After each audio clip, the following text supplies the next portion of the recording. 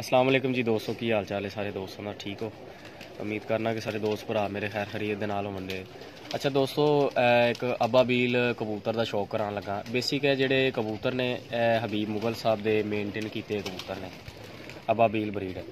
इनका शौक वेखन तो पहले दोस्तों मेरी एक गुजारिश है कि जिन्होंने दोस्तों ने मेरा यूट्यूब चैनल कसूर पिजन शौक या HPT TV सबसक्राइब नहीं किया, मेहरबानी करो सबसक्राइब करो, क्योंकि थानू मेरे चैनल ते और मेरे भाई दे वड्डे दे चैनल ते बहुत अच्छी वीडियो मिलने वाली ने।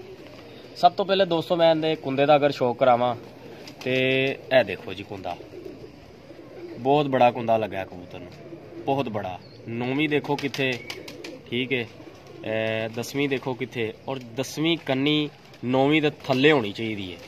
अगे भी एक वीडियो बनाई सी, उहदे च भी दस्सिया सी, ठीक है। 9वीं कन्नी 10वीं कन्नी 9वीं दे बिल्कुल थल्ले होनी चाहिए, और कबूतर दे पर दे विच स्प्रिंग होना चाहिए। देखना जरा इंज कबूतर पिछा नूं खिंचे अपने आप नूं, क्योंकि ताकत होनी चाहिए कबूतर दे विच। जिन्नी ज़्यादा ताकत होएगी उन्नी उन्होंने बच्चों के ज़्यादा ताकत आएगी पर कुंदे नूं मजबूती देने दी, ठीक है। तो यह बेसिक इनका कलर जे देखो,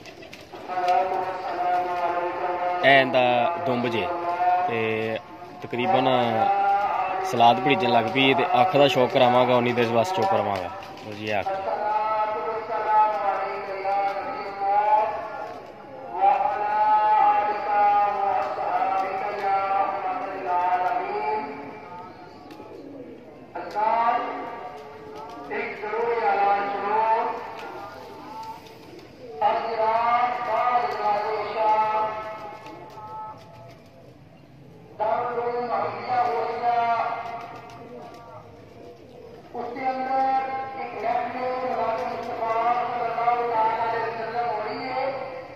क्लिक करना।